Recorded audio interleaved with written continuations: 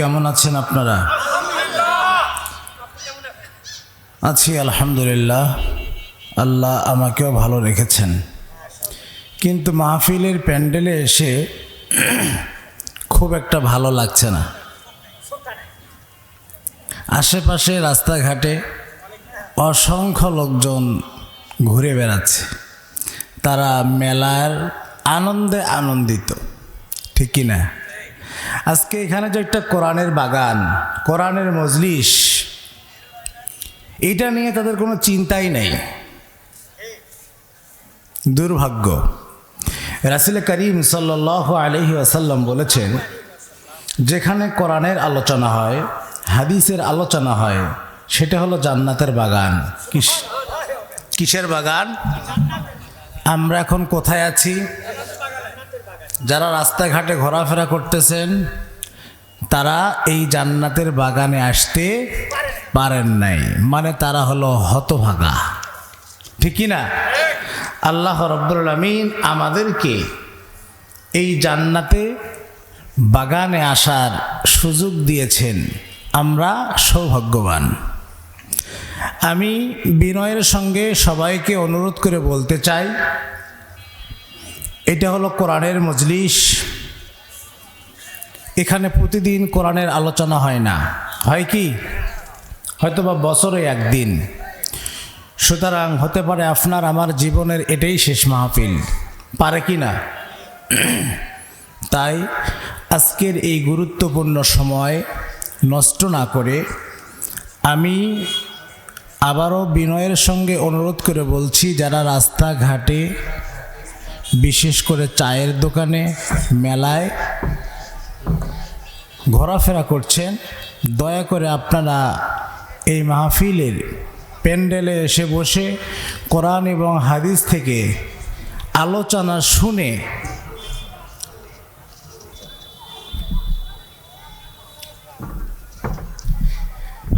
আমরা যেন সেটা আমল করতে পারি। আল্লাহ রাব্বুল আলামিন আমাদের সকলকে যেন সেই তৌফিক দান করেন, বলেন আমিন। ইন্নাল হামদালিল্লাহ নাহমাদুহু ওয়া নাস্তাঈনুহু ওয়া নাস্তাগফিরুহু ওয়া নু'মিনু বিহি ওয়া নাতাওয়াক্কালু আলাইহি ونعوذ بالله من شرور أنفسنا ومن سيئات أعمالنا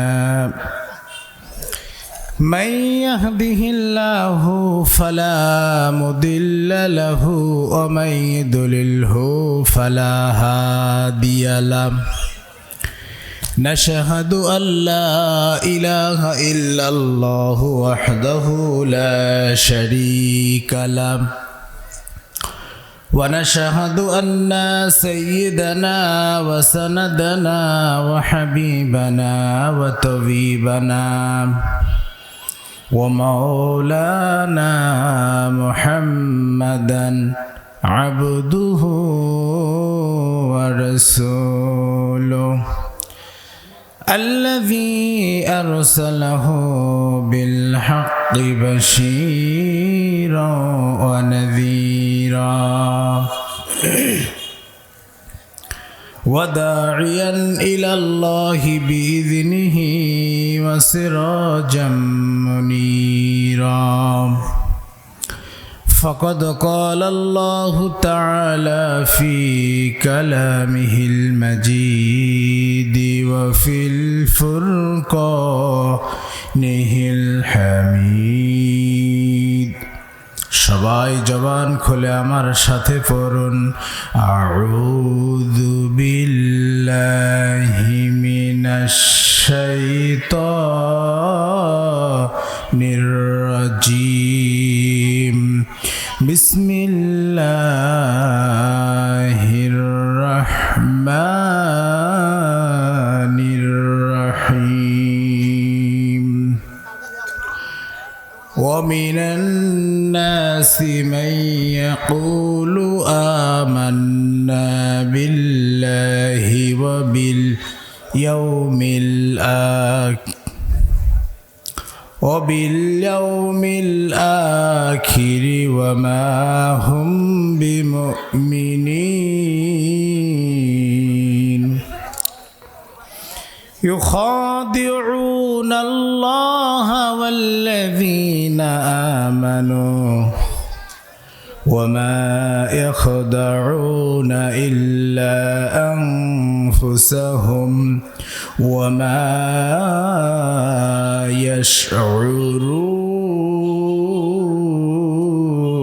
يشعرون سبحانك لا علم لنا إلا ما علمتنا إنك أنت العليم الحكيم ربي زدني علما ربي زدني علما ربي زدني علما رب اشرح لي صدري ويسر لي أمري واحلل عقدة من لساني يفقه قولي صدقت يا رب العالمين قال رسول صلى الله عليه وسلم الإيمان بالله والإقرار باللسان وتصديق بالقلب والعمل بالأركان رواه ابن ماجه. The personality of Muhammad. It is most difficult to get into the whole truth of it. Or dramatic suggestion of picture science. There is Muhammad the prophet, Muhammad is the orator, Muhammad is the philosopher, Muhammad is the businessman, Muhammad is the political leader, Muhammad is the president. Muhammad is life outside complete. Islam has given all-round solution of human life. Islam is the complete code of life. The revolutionary creed of Islam. Here is homeland of Bangladesh. Inna Allah wa malaikatahu yusalluna ala nabi ya ayyuhalladhina amanu sallu alayhi wa sallimu Taslima.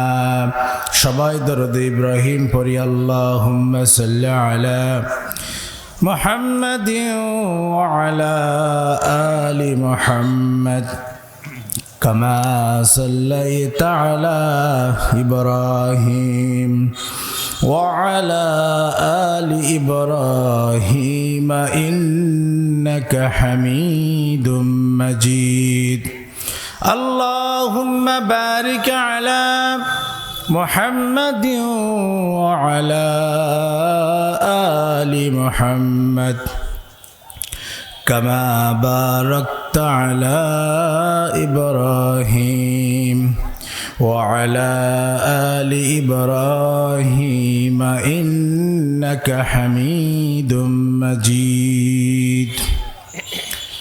যদি কথা দাও বন্ধু দিনের পথে দৃঢ় থাকবে, যদি কথা দাও দিন কায়েমে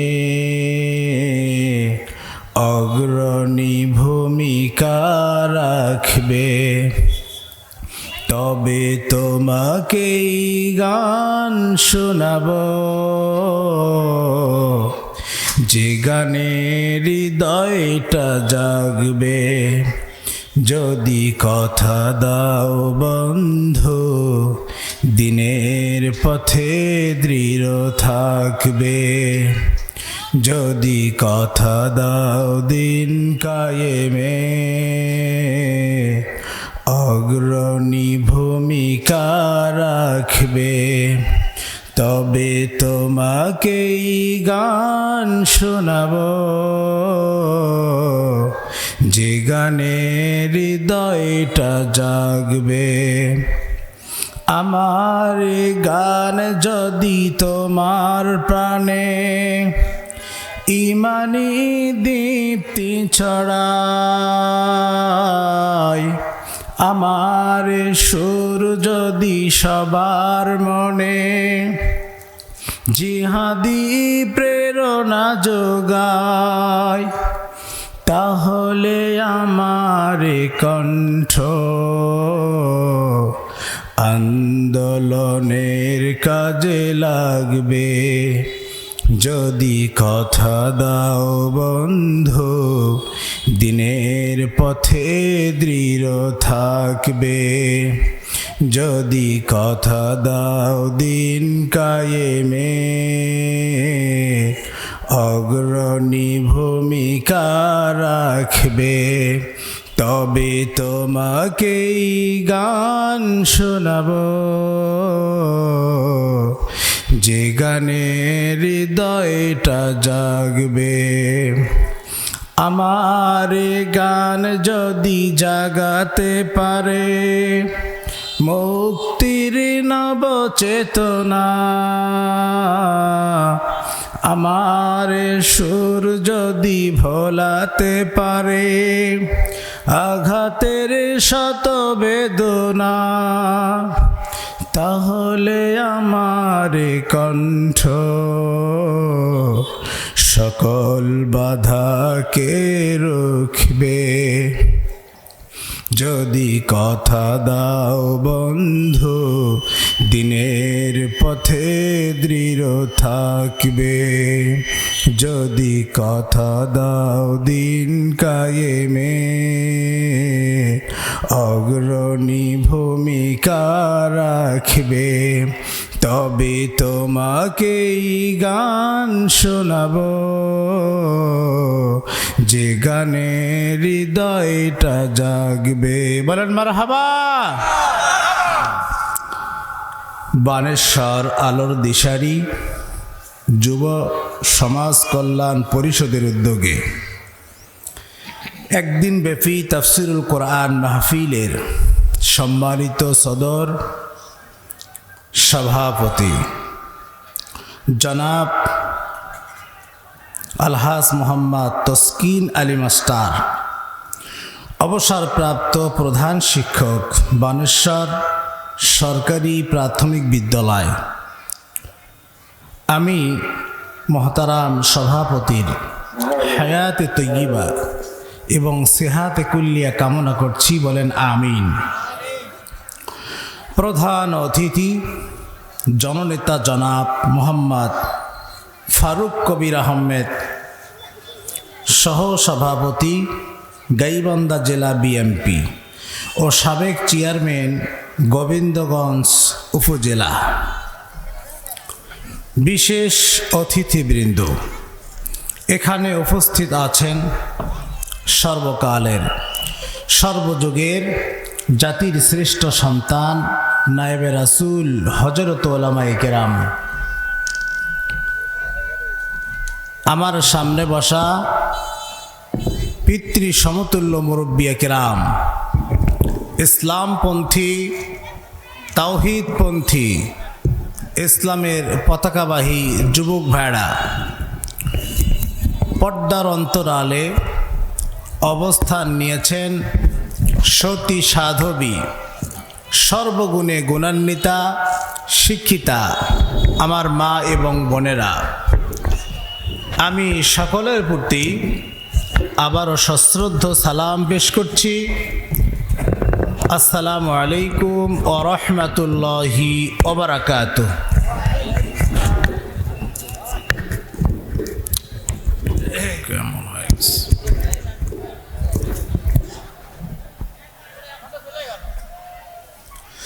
সম্মানিত উপস্থিতি,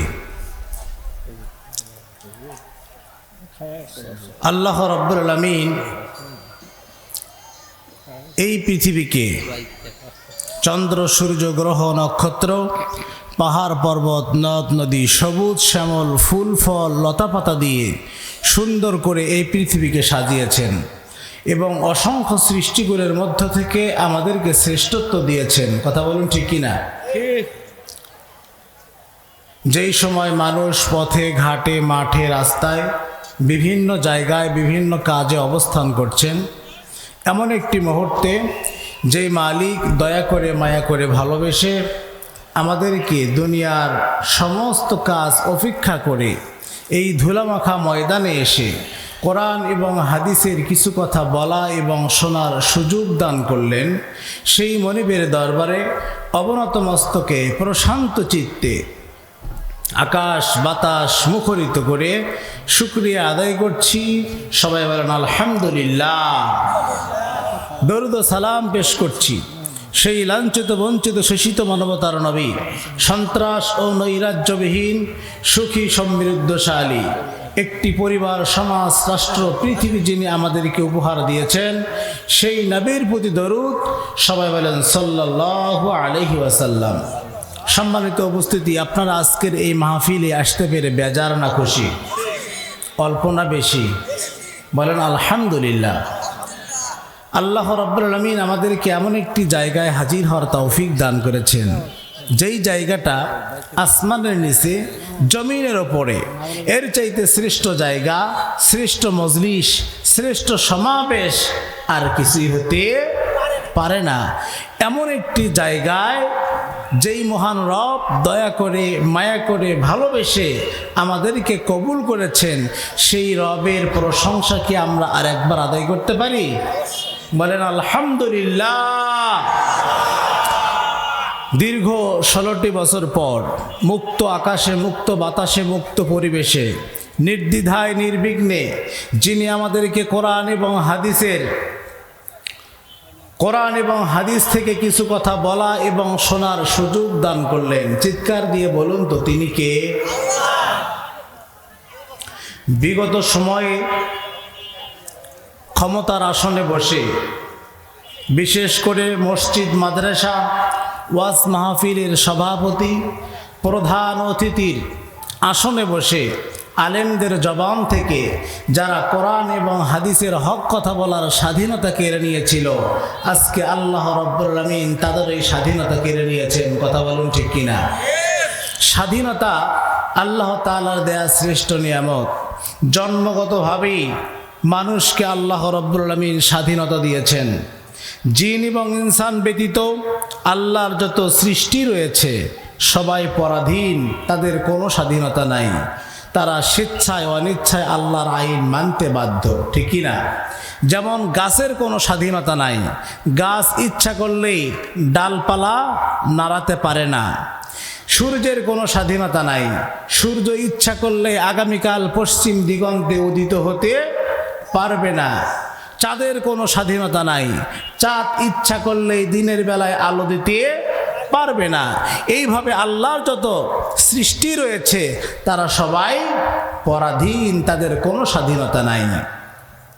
কিন্তু আল্লাহ রাব্বুল আলামিন মানুষকে স্বাধীনতা দিয়েছেন, কারণ মানুষ হচ্ছে আশরাফুল মাখলুকাত, আল্লাহর সম্মানিত সৃষ্টি। বলেন সুবহানাল্লাহ। ইসলামের দৃষ্টিতে প্রতিটা মানুষ জন্মগতভাবেই স্বাধীন, কিন্তু যুগে যুগে ইসলাম বিদ্বেষী কাফের মুশরিকরা স্বৈরাচার শাসক শ্রেণী ক্ষমতার মসনদে বসে আল্লাহর দেওয়া এই শ্রেষ্ঠ নিয়ামত স্বাধীনতা কেড়ে নিয়েছিল। কথা বলুন ঠিক কিনা? আমার কথা কি বোঝা যায়? যদি বোঝা যায় তাহলে একটু রেসপন্স করবেন, আমি অনুপ্রাণিত হব। বুঝতে পেরেছেন? যেমন ফেরাউন মানুষের কথা বলার স্বাধীনতা কেড়ে নিয়েছিল, ঠিক তেমনিভাবে বিগত সরকার গুম, খুন, হত্যার আয়না ঘরে ঢুকিয়ে জনগণের কথা বলার স্বাধীনতা কেড়ে নিয়েছিলেন। ফেরাউন যেমন জনগণের খাবারের অধিকার কেড়ে নিয়েছিল, ঠিক তেমনিভাবে বিগত সরকারের আমলা কামলা আর নেতারা হাজার হাজার কোটি টাকা চুরি করে, লুটপাট করে, আত্মসাৎ করে জনগণের খাবারের অধিকার কেড়ে নিয়েছিলেন। ফেরাউন যেমন পুরুষ মানুষকে ঘরে শুয়ে থাকার অধিকার কেড়ে নিয়েছিল, ঠিক তেমনিভাবে বিগত সরকার বিশেষ করে আলেম ওলামা আর তাওহীদি মুসলিম জনতার উপরে জুলুম আর নির্যাতনের স্টিমরোলার চালিয়ে বছরের পর বছর পুরুষ মানুষকে ঘরে শুয়ে থাকার অধিকার কেড়ে নিয়েছিল। এইভাবে ফেরাউন যখন জনগণের ওপর জুলুম আর নির্যাতনের স্টিমরোলার চালিয়ে সীমা অতিক্রম করেছিল, তখন ওই আকাশের মালিক আল্লাহ সুবহানাহু ওয়া তাআলা তাকে লাঞ্ছিত করে অপমানিত করে ক্ষমতার মসনদ থেকে নামিয়েছিলেন, যেমনটি বাংলাদেশেও হয়েছে। কথা বলুন ঠিক কিনা? ভাই সাউন্ড কমে গেল কেন? ভাই সাউন্ড কমে গেছে, একটু প্লিজ বাড়ায় দেন। সম্মানিত বন্ধুগণ, আজকে আমি দলমত নির্বিশেষে সকলকে উদ্দেশ্য করে বলতে চাই, আমরা আওয়ামী লীগ, বিএনপি, জাতীয় পার্টি, জামাত, শিবির, চরমনাই, পীর মুরিদি বুঝি না। যারা চোর, ডাকাত, সন্ত্রাস, টেন্ডারবাজ, চাঁদাবাজ, দুর্নীতিবাজ, ধর্ষণকারী, মানুষ হত্যাকারী, তাদের নোংরা রাজনীতি বাংলাদেশের মানুষ আর দেখতে চায় না। আগামীর বাংলাদেশ কোরআনের বাংলাদেশ, আগামীর বাংলাদেশ ইসলামের বাংলাদেশ, আগামীর বাংলাদেশ তাওহীদে মুসলমানের বাংলাদেশ, আগামীর বাংলাদেশ কোরআন সুন্নাহর আলোকে আমরা আলেমদের নেতৃত্ব দেখতে চাই। কারা কারা রাজি আছেন দুহাত উঁচু করে আল্লাহকে দেখায়। ইসলামের শত্রুরা, ইসলামের শত্রুরা, নারায়ে তাকবীর। সম্মানিত বন্ধুগণ, নারায়ে তাকবীর স্লোগান দিতে কি এখনো ভয় আছে? বলেন, ভয় আছে? আমি গত 2 বছর আগে ঠাকুরগাঁয়ে একটা মাহফিল করতে গিয়েছিলাম। মাহফিল করতে গিয়ে আমার বাম পাশে চেয়ারম্যান সাহেব বসা। যখন এক শ্রোতা আল্লাহু আকবার তাকবীর দিল, ওই চেয়ারম্যান সাহেব ধমক দিয়ে বলল, এই বেটা তুমি জামাত শিবির করো, আর একবার তাকবীর দিলে তোমার নামে মামলা হবে। আমি 5ই আগস্টের পরে ওই এলাকায় ফোন দিয়ে খোঁজ নিলাম যে ভাই চেয়ারম্যান সাহেব কি এখন ওই এলাকায় আছে? তখন ওই ভাই বলল যে হুজুর এলাকায় আছে মানে 5ই আগস্টের দুপুরের পর থেকে আজ পর্যন্ত তার কোনো খোঁজ মেলে নাই। যদি আমরা সামনে পাই একেবারেই সহায় দিব। সম্মানিত বন্ধুগণ, আওয়ামী লীগ, বিএনপি, জাতীয় পার্টি, জামাত, শিবির বলতে আমরা কিছুই বুঝি না। যারা ইসলাম বিদ্বেষী, কোরআন বিদ্বেষী, রাসূল বিদ্বেষী, আলেম বিদ্বেষী, তাদেরকে বাংলাদেশের তাওহীদে মুসলিম জনতা কখনো মেনে নিতে পারে না। কথা বলুন ঠিক কিনা? আজকে স্লোগান দিতে কোনো ভয় নাই।